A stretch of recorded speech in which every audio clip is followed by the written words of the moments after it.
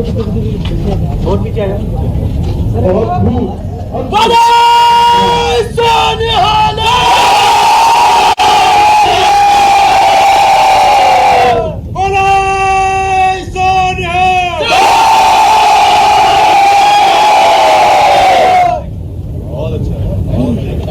हमारा सौभाग्य था। भारत माता की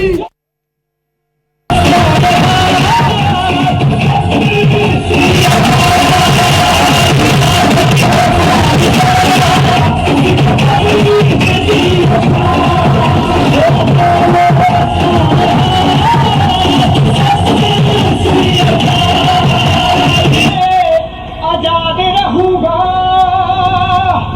और सिंगारू शहीदियां ते नाज रहूंगा और जिन्ने भी मैं दी कीती एनी गल सोच ले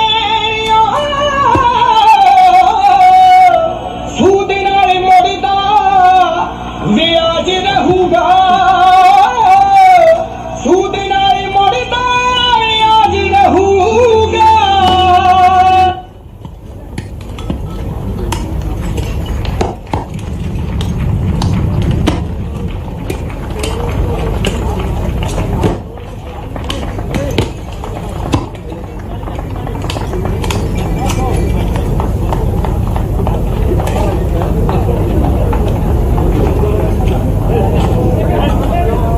सर थोड़ा सा पीछे फैला जी।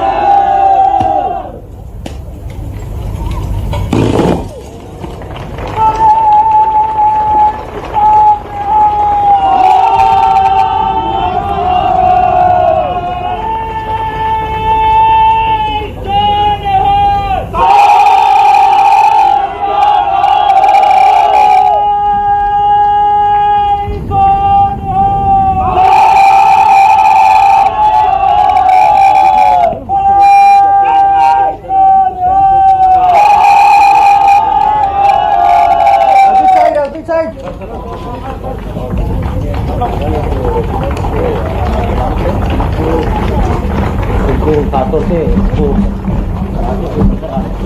वो तस्वीर है किस तरीके से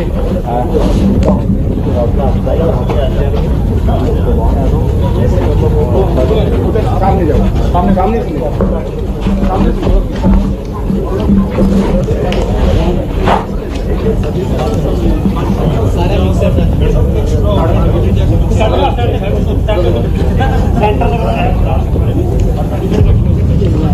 पीछे आया और पीछे आया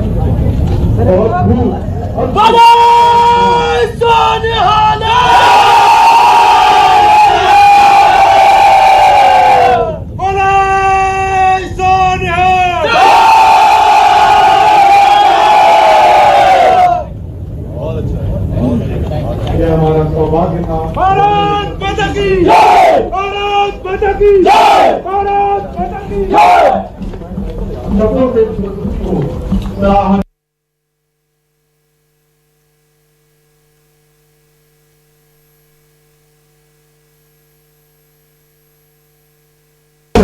सामना शत्रु जात भाग भाग एक कदम ये बड़ा अधिक अकल चल करे फिर सामना चल करे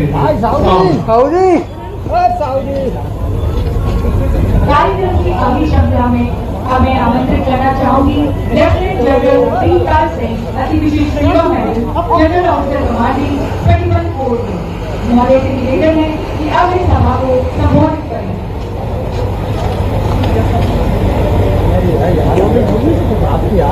यार वो एक शॉट नहीं बनाने दिया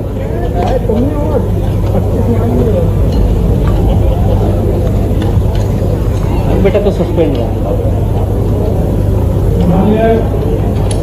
मुख्यमंत्री Madhya Pradesh doctor Maurya Yadav ji, chief of naval staff admiral Dinesh Kumar Tripathi, परम विशेष सेवा मेडल, अति प्रशिष्ट सेवा medal, Gaurav Tandon madam, additional chief secretary home Shri S N. Mishra ji और स्टेज पर बैठे हुए तमाम अधिकारीगण और सबसे ज्यादा अहम जो आज एक्स सर्विसमैन और जो वीर नारी हमारे अंदर यहाँ पर शामिल हुए हैं और तमाम अतिथिगण, शुभ प्रभात, वेरी गुड मॉर्निंग, जय हिंद। मैं तो सभी ऊर्जा की कमी है, इस घटना के बाद भी ऊर्जा इतनी नहीं है। जय हिंद। ये भोपाल की ध्वनि है, ये हमेशा टूटती रहनी चाहिए और मध्य प्रदेश की ध्वनि। सबसे पहले मैं चीफ मिनिस्टर साहब का और सीएमए साहब का जो चीफ गेस्ट और गेस्ट ऑफ ऑनर के बीच आज हमारे अंदर इन्होंने समय निकाला, इनका बहुत स्वागत और अभिनंदन करता हूं आप सबकी तरफ से।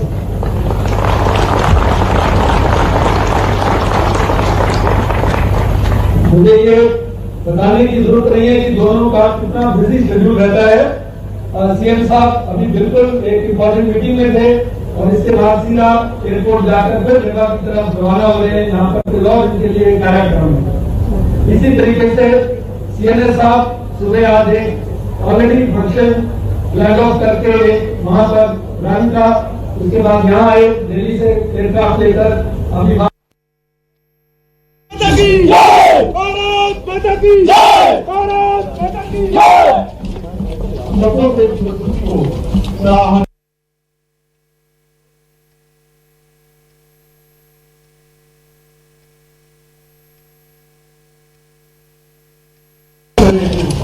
बेशक वो लड़ाई होगी या लड़ाई ना भी हो, आजकल का जो माहौल है नो वॉर नो पीस का, सबके हाथ में जो आप मोबाइल फोन है, जो आपका इस समय पर जो आप हम सब वनरेबल हैं किसी ना किसी तरीके से, तो उस मामले में कुछ कदम, छोटे छोटे कदम सिविल मिलिट्री फ्यूजन के तौर पर जब हम पहली बार मिले चीफ मिनिस्टर साहब से, तो हमने बोला कि हम सिटी ऑफ भोपाल को एक साउंड एंड लाइट शो प्रदान करना चाहते हैं, बनाएंगे जिसके अंदर मध्य प्रदेश की और भोपाल की खासूसियत मिलिट्री हिस्ट्री और भोपाल की जो करंट हिस्ट्री है मिलिट्री हिस्ट्री उसको दर्शाएंगे। तो बहुत खुश होकर उसी वक्त उन्होंने पूरी डायरेक्शन दी और अभी जो विजय दिवस 16 दिसंबर को हम उसका अभी फिर दोबारा से मुख्यमंत्री साहब को निमंत्रण देंगे उसका उद्घाटन करने के।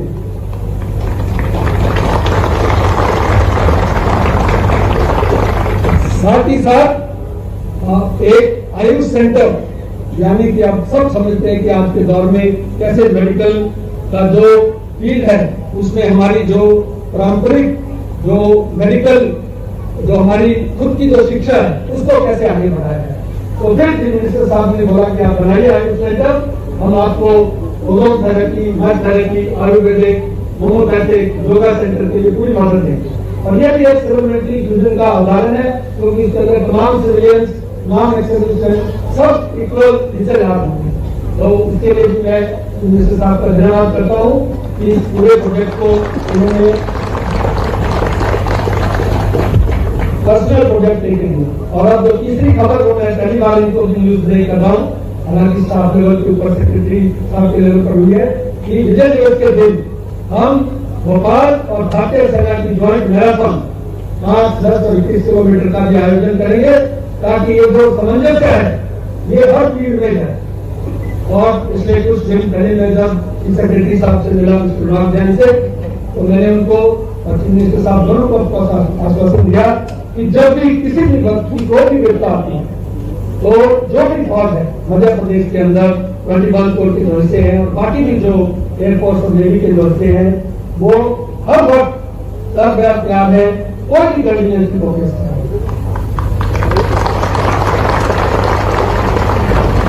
हालांकि मैंने उनको ये भी बोला कि भगवान की दया बनी रहे और आपको हमारी जरूरत ना पड़े तो अच्छी बात है, लेकिन वक्त का कोई पता नहीं और अगर जरूरत पड़ेगी तो मैं बिल्कुल इंक्लूडिंग एक्स सर्विसमैन की कम्युनिटी की तरफ से आपको पूरा आश्वासन दिलाता हूं कि हम सब हाजिर होंगे। अभी 1 से 4 नवंबर को एमपी स्थापना दिवस है, उसके अंदर भी आपको कुछ तो झलक मिलेगी, जो कि हमारा अपनी तरफ से कंट्रीब्यूशन होगा मध्य प्रदेश स्टेट को। सीएनएस एडमिरल त्रिपाठी साहब को जब मैं पहली बार मिला तब मेरी पोस्टिंग लास्ट ईयर तक भोपाल की आ चुकी थी। तो जैसे ही मैंने उनको बताया, तब साहब सीएनसी होते थे वैसे नेवल कमांड के मोबाइल में, तो एक अलग सी चमक थी मुझे आंखों में। जैसे मैंने भोपाल का नाम दिया, मुझे नहीं मालूम था कि ये मध्य प्रदेश के गौरवशाली पुत्र है, सैनिक स्कूल रेवा के हैं और भोपाल इनके हाथ और सौ में बसता है।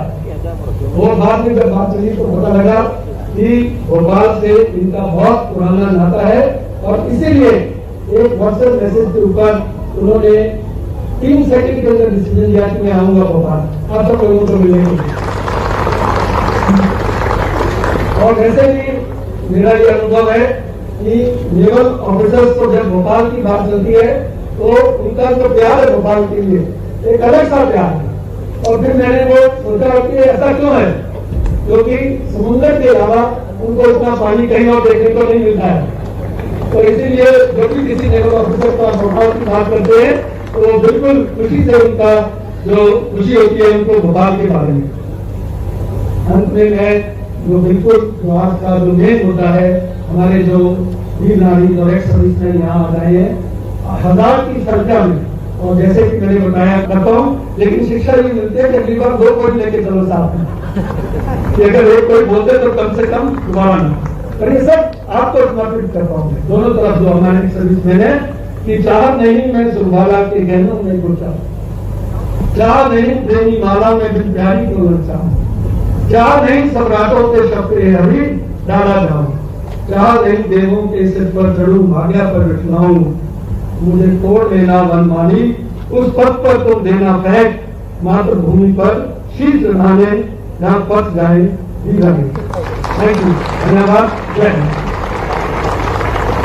धन्यवाद सर, आपके संबोधन से हम सभी अनुग्रहित हुए।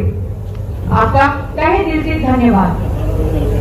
जोखड़ा नहीं है बारों से जिसमें बहती रफ्तार नहीं, वह हृदय नहीं है पत्थर है जिसमें स्वदेश का प्यार नहीं।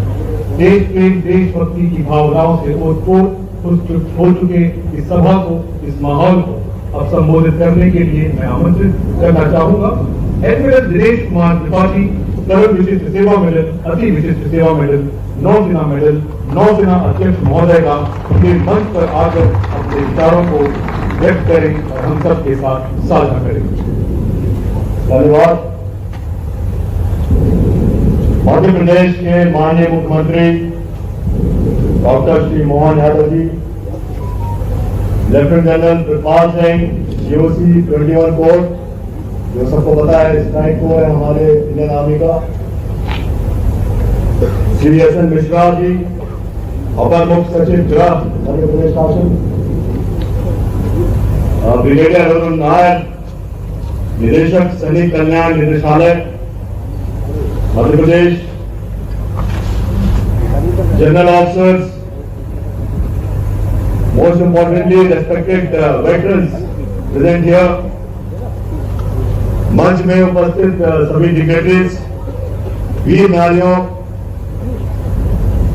डिस्टिंग्विश्ड गेस्ट,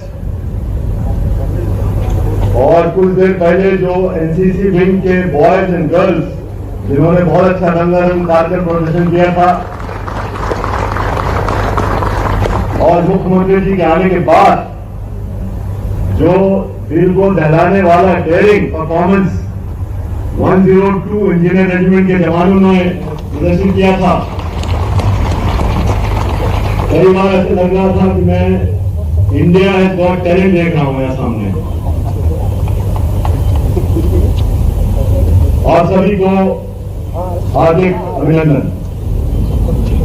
सर्वप्रथम मैं यहाँ मौजूद सभी वेटरन्स और वीर नारियों को अभिवादन करता हूँ, और आज इस एक्स सर्विसमैन रैली में भाग लेने के लिए आप सब लोगों को तहे दिल से धन्यवाद देता हूँ।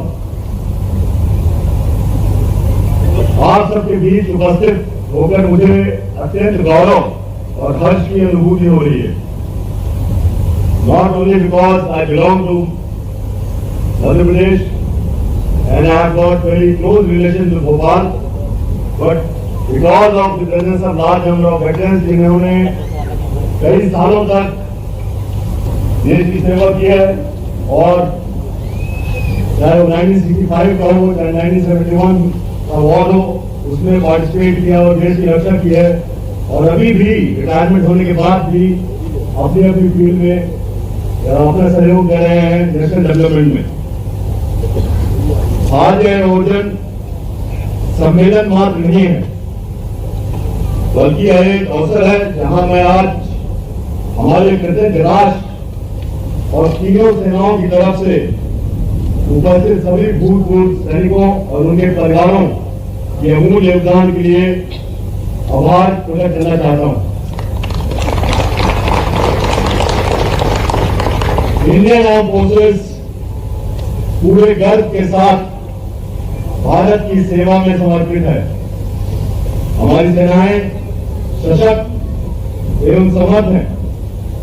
इसका कारण है यहां उपस्थित सभी भूतपूर्व सैनिक आपके निस्वार्थ सेवा, समर्पण और योग नेतृत्व जिसकी वजह से आज भारतीय सेनाओं की नींव बहुत ही मजबूत है, अडिग है।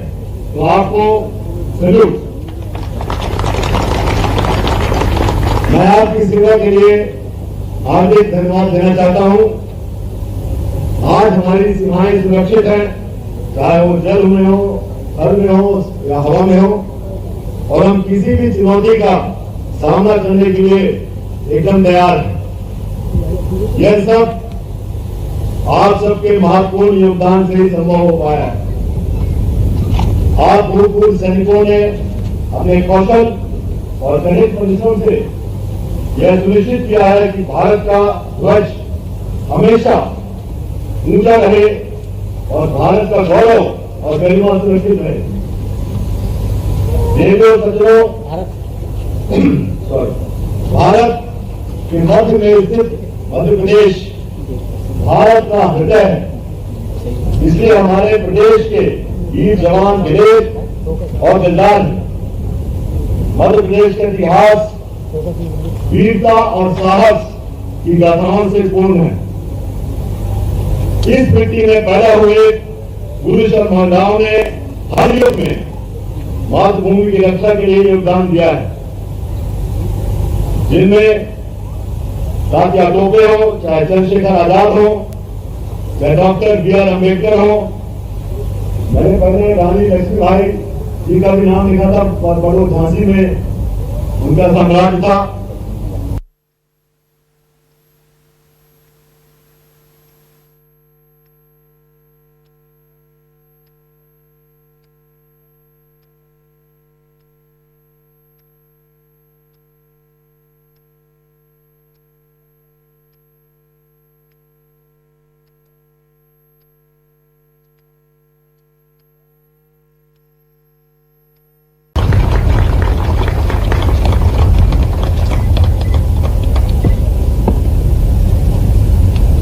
ग्रेनेडियन स्वर्गीय सुखेंद्र सिंह बघेल शौर्य चक्र की पत्नी वीर नारी श्रीमती वंदना बघेल 26 सितंबर 1992 को गश्ती दल का हिस्सा रहते हुए आतंकवादियों के सिर के साथ एक मुठभेड़ में आप वीर गति को प्राप्त हुए थे। बहादुरी से दुश्मन का सामना करने के लिए आपको शौर्य चक्र से सम्मानित किया गया।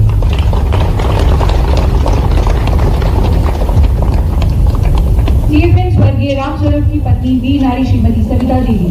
सीएपीएन रामस्वरूप केवी कोर में भर्ती हुए थे। नागालैंड राज्य में ऑपरेशन ऑर्किड के दौरान अपने कर्तव्यों का निर्वाह करते समय 22 जुलाई 1997 को ये शहीद हो गए।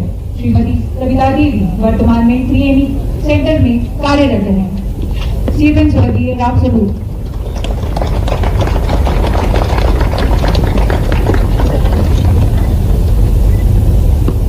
सिग्नलमैन स्वर्गीय रमेश कुमार की पत्नी वीर नारी श्रीमती लक्ष्मीबाई। सिग्नलमैन रमेश ने 19 इन्फेंट्री डिवीजन का हिस्सा रहते हुए ऑपरेशन विजय में बड़ी बहादुरी से दुश्मनों का सामना करते हुए वीर गति को गले लगाया। उनके इस बहादुर कार्य को सादर नमन किया जाता है। सिग्नलमैन स्वर्गीय रमेश कुमार की पत्नी वीर नारी श्रीमती लक्ष्मीबाई।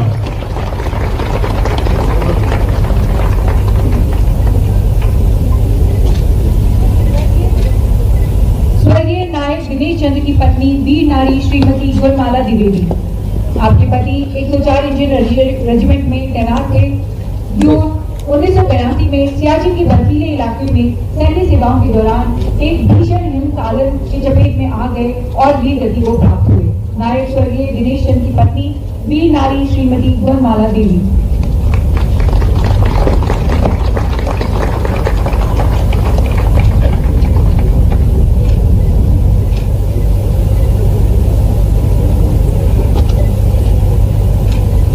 इतना ही नहीं, वीरों की गाथाओं से सजी भोपाल नगरी के बहादुर जवानों ने भारतीय सेना का हिस्सा द्वितीय विश्व युद्ध में भी अपनी बहादुरी का परचम लहराया है।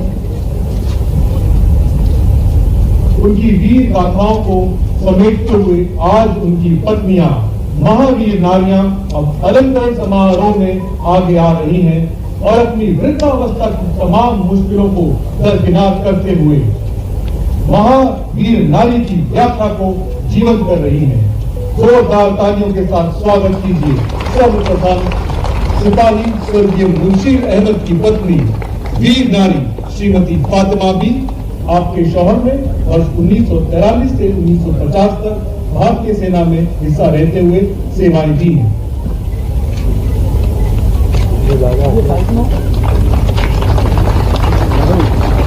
सिपाही स्वर्गीय मोहम्मद सईद खान की पत्नी वीर नारी श्रीमती रईसा बेगम। आपके शौहर ने वर्ष 1945 से 1950 तक भारतीय सेना में रहते हुए अपनी सेवाएं दी। आपके शौहर के बलिदान और उनके जीवन के प्रति जज्बे को हम कोटि कोटि प्रणाम करते हैं। सिपाही स्वर्गीय मोहम्मद सईद खान की पत्नी वीर नारी श्रीमती रहीसा बेगम।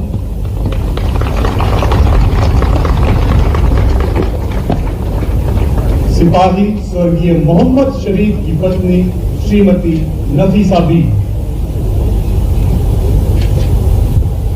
सन 1942 से 1950 तक आपके शौहर भी हिंदुस्तान की फौज में रहते हुए दूसरे विश्व युद्ध में शामिल हुए, जहां पर उन्होंने भारत देश से बाहर जाकर सेना के लिए और अपने साथियों के लिए कई जंगें लड़ी और एक जंग आपकी इस जीवन के साथ को देखते हुए आपके जज्बे को भी हम सलाम पेश करते हैं। सिपाही स्वर्गीय मोहम्मद शरीफ की पत्नी श्रीमती नफीसा बी।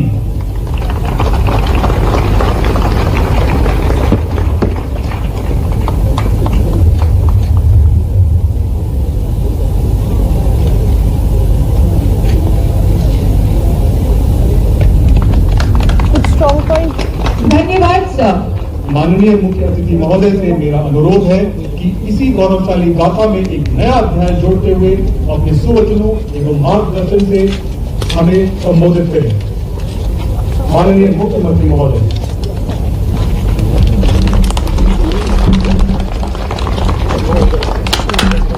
बोलिए भारत माता की, भारत माता की, वंदे वंदे।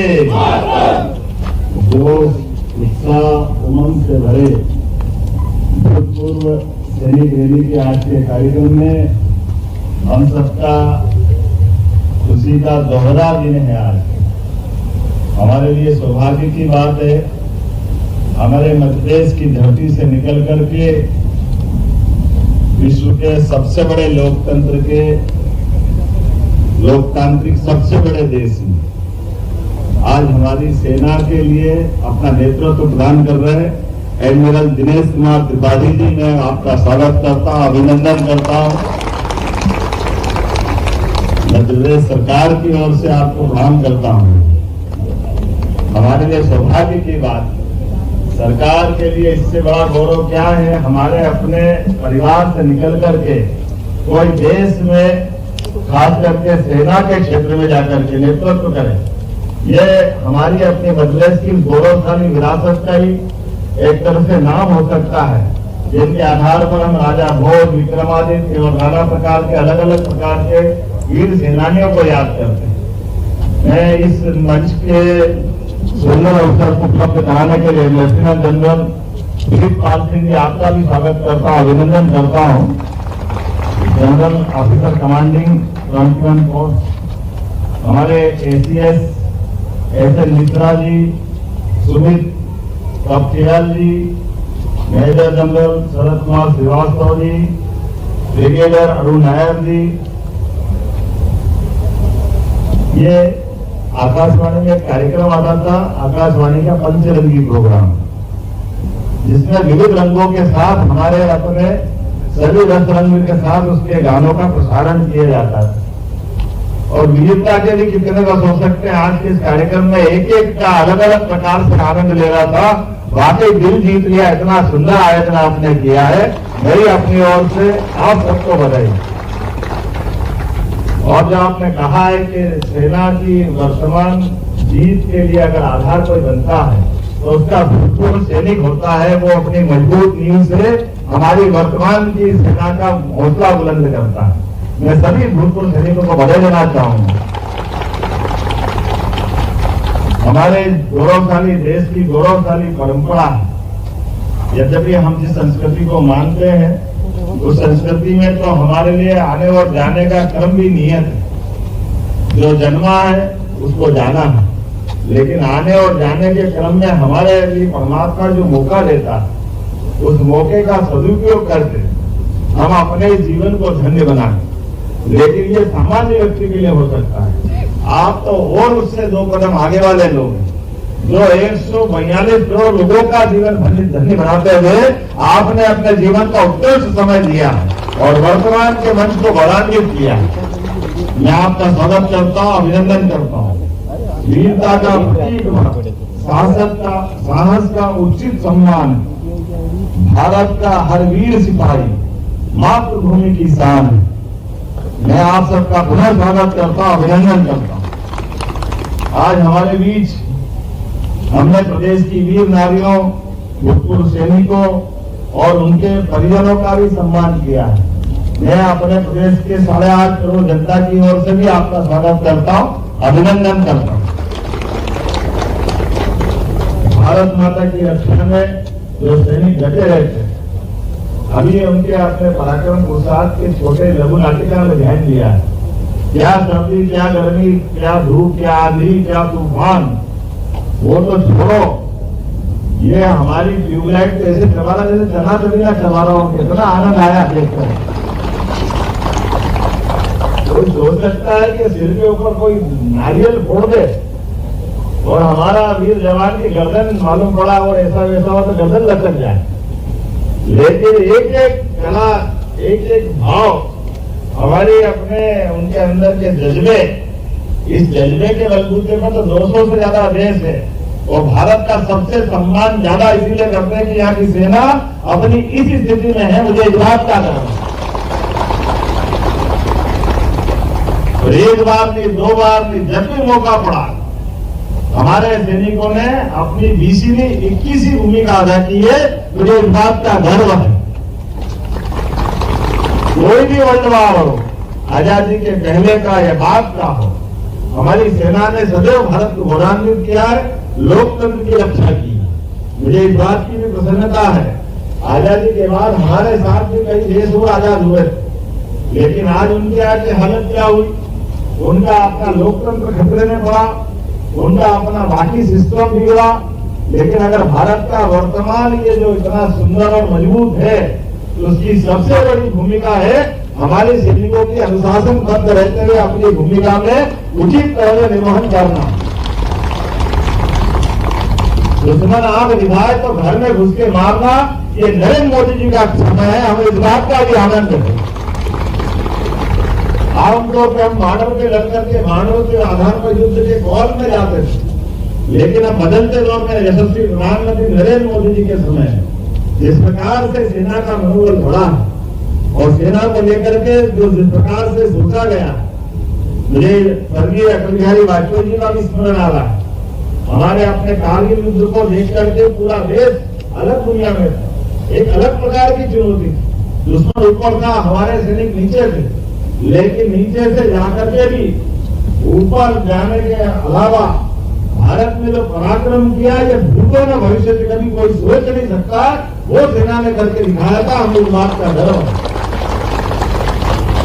हमारी सीमाओं के अंदर दुश्मन का आना, ये आने का सपना देखना भी आज के जमाने में तो सब बिल्कुल सोच ही नहीं सकते।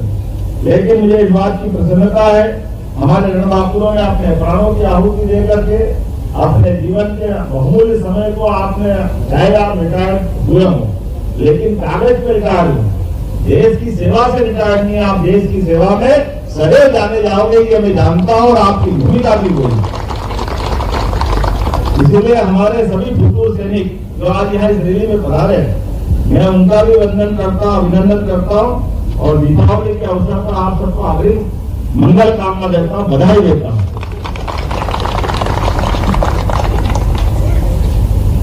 तीन भाइयों की जोड़ी तो दुनिया में प्रसिद्ध है, एक भगवान श्री राम और श्री लक्ष्मण, एक भगवान श्री कृष्ण और बलराम, और तीसरी जोड़ी मध्य प्रदेश की थी, वो है विक्रमादित्य और भतरी।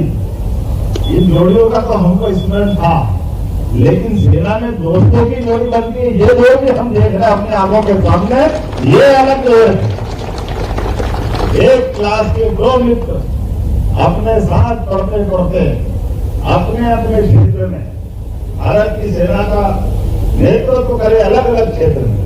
ये केवल भारत में हो सकता है। मैं दिनेश त्रिपाठी जी और हमारे जी को दोनों को बधाई देता हूं, जिन्होंने हमको ये अवसर दिया। ये बाकी लोगों के लिए भी प्रेरणा रहेगी कि हमारे अपने स्तर पर कभी कभी क्लास में एक को पढ़ता है, एक दूसरे को टेंशन होता है, ये पढ़ेगा तो मेरा नंबर कहाँ आएगा।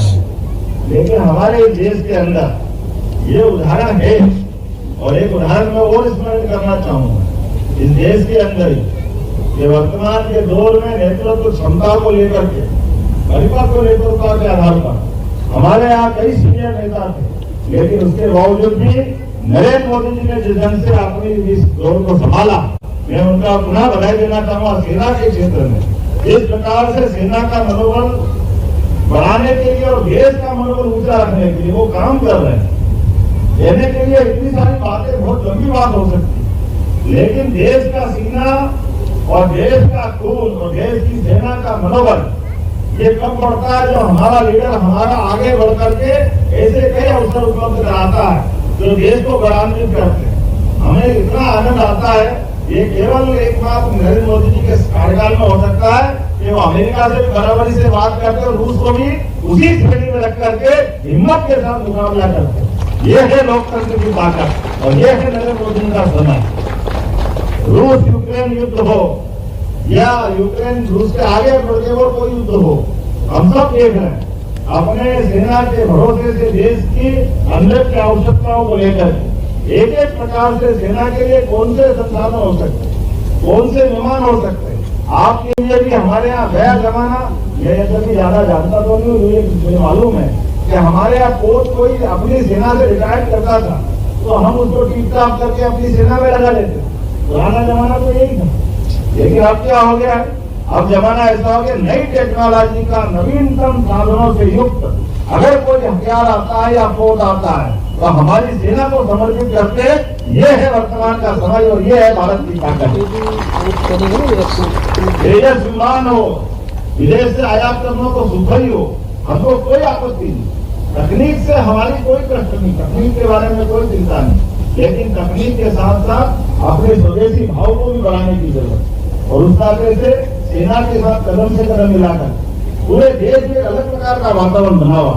मेरी अपनी ओर से आप सबको बधाई देता हूँ। अभी मेरे बारे में बातचीत निकली, मैं धन्यवाद देना चाहता हूँ। जब हमारे अपने चित्रपाल जी और हमारे सेना के अधिकारी आए और उन्होंने कहा कि कुछ इशू हमारे हैं, हमने कहा आपके थोड़ी है, वो मेरे भी हैं, मेरे और आप में कोई अंतर नहीं है। जो आपका है वो मेरा है, सेना से अलग कैसे जा सकते। इसलिए सेना जो चाहेगी या सेना के पूर्व अधिकारियों के बारे में जो कोई भी ऑफर आएगा, मध्य प्रदेश सरकार जरा पीछे रहने वाली नहीं है, ये मैं आश्वस्त करना चाहूंगा। कई सारे निर्णय हमने लिए हैं, आप आपकी जानकारी में है ही है कि हमारे लिए यहाँ शहीद के लिए जो हमने अपना नियम बनाया उस नियम का भी हम परिपालन कर रहे हैं और उसमें और संशोधन भी कर दिया कि हमारे शहीद के लिए हमारे मन में सरकार के द्वारा दी जाने वाली कुछ योगदान राशि, उस योगदान राशि में पहले हम एक मुश्त देते थे, उसकी कठोर ध्यान रही थी कि आमतौर पर परिवार में बारिश के नाते से कानून में ये मांगा जाता था कि सिवा पत्नी के और किसी को राशि नहीं दे सकते, और हमने संशोधन कर दिया आधी पत्नी को देंगे आधी माँ बाप को देंगे, ताकि ये जो कष्ट आता है एक बार घर के अंदर जवान बेटी होती है और ऐसी घटना में उसका दोबारा विवाह करना हो, कोई और कारण होते हैं, तो ये विवाद का विषय बन जाता है। तो योगदान राशि में हक किसका होगा, बाकी बातें क्या होगी, हमने इसमें संशोधन किया। हमारे यहाँ परिवार परंपरा की पुरानी मान्यता है, इसलिए हमने उस पर भी ध्यान दिया। हमने शहीदों को माताओं को देने वाले अनुदान राशि में भी वो भी बढ़ाकर के 10,000 रुपया प्रति माह कर दिया कि हमारे अपने परिवार में से कोई शहीद में तो उनके माता पिता को भी मासिक अनुदान की 10,000 रुपये महीना हम देने वाले हैं। इसी प्रकार से शहीद की पुत्री हो बहनों के विवाह पर भी 51,000 रुपए की राशि हमारे द्वारा देने का हमने निर्णय किया। प्रदेश में निवासरत द्वितीय विश्व युद्ध के अभी हमारे कुछ वीरांगना या हमारी वीर बहनें आई है, हम उनके बीच में भी बताना चाहेंगे कि इनका भी 8,000 रुपये प्रति माह जो दे रहे थे, और हम उसको 15,000 रुपये प्रति माह की वार्षिक प्रति माह की दर से हम अपने योगदान राशि देने वाले हैं। मध्य प्रदेश में ऐसे माता पिता जिनकी पुत्री सेना में, हम सब चाहते हैं कि हमारी जो भाई करता है वो बहन भी करे, इसलिए उनके परिवार में उनके माता पिता के लिए उनकी सम्मान निधि 10,000 रुपया प्रति माह से बढ़ा करके 20,000 रुपया प्रति वर्ष हम करने वाले हैं। मैं आज के इस अवसर पर विभिन्न शौर्य और विशिष्ट सेवा अलंकरणों से सम्मानित सैनिकों को, उनके आश्रितों को भी हमारे पूरे देश के अंदर अपने मध्य प्रदेश में सर्वाधिक सबसे बड़ी राशि का योगदान दिया जाता है। मुझे इस बात का गर्व है और इस क्रम को हम जारी रखेंगे। भूतपूर्व सैनिकों, विधवाओं, विकलांग सैनिकों, आश्रितों को विभिन्न योजनाओं के विभिन्न हित लाभ, आर्थिक सहायता, छात्रवृत्ति, ये हमारे द्वारा जो दी जाती है और देश के बाकी राज्यों में सबसे अधिक है, और हम इस पर और विचार करना, आपका सुझाव आएगा, इस पर और हम आगे बढ़ते जाएंगे। भूतपूर्व सैनिकों को शासकीय नौकरियों में आरक्षण, प्रदेश में पूर्व सैनिकों के बच्चों को medical, engineering, technical education, law समेत विभिन्न कोर्सों में आरक्षण दिया जाएगा। सभी सरकारी विभागों के ग्रुप सी एंड डी पदों पर भूतपूर्व सैनिकों का आरक्षण, जिला सैनिक कार्यालय में सहायक ग्रेड 3 स्तर पर कर्मचारियों के पदों में भी भर्ती करने का हमारी सरकार ने निर्णय किया। कहने के लिए तो बहुत है, लेकिन आज आपको केवल आपसे मिलने का प्रेम था, आपसे मिलने की इच्छा थी, और मुझे समय निकाल करके हमारे जो थल सेना अध्यक्ष जी उनके कमांड सेंटर पे गया और मिलकर के आनंद आया कि मध्य प्रदेश के हमारी धरती से निकला हुआ एक हमारा अपना भाई आज देश की सेना को गौरवान्वित कर रहा, मुझे उसका आनंद आया। तो आपसे तो दूसरी बार मिल रहा हूँ, पहली बार आपने हमारी ये नौसेना अध्यक्ष आप शायद नहीं बने थे, लेकिन हमारे रीवा में जब मैं शिक्षा मंत्री था तब हमारा अपना दीक्षांत समारोह था, और दीक्षांत समारोह में कई सारे अलग अलग प्रकार के लोगों को सम्मानित करने की पद्धति थी। तब आपसे मिलना हुआ था, आपको पीएचडी मानद पीएचडी की उपाधि प्रदान की गई। जोरदार अभिनंदन करो। हमने तो पहले ही मान लिया था कि भविष्य हमारा, इसलिए हमारी सरकार के द्वारा आपको गौरवान्वित करने का मौका लिया था। आज के इस अवसर पर पुनः मैं एक बार सबका अभिनंदन करता हूँ, और आपने जितने कार्यक्रम बताए हैं मैं कोशिश करूंगा सभी कार्यक्रम में उपस्थित रहूं, और से अग्रिम रूप से आपका आश्वासन भी करता हूँ, और पुनः आप सबके प्रति शुभकामना देते हुए अपनी बात समाप्त करता हूँ। बोले भारत माता की बहुत बहुत धन्यवाद सर। जोरदार तालियों के साथ माननीय मुख्यमंत्री महोदय को अभिनंदन और धन्यवाद। आप सभी को कोटि कोटि नमन। यह हमारा सौभाग्य रहा है कि हमें आपका सानिध्य प्राप्त हुआ। बहुत बहुत धन्यवाद।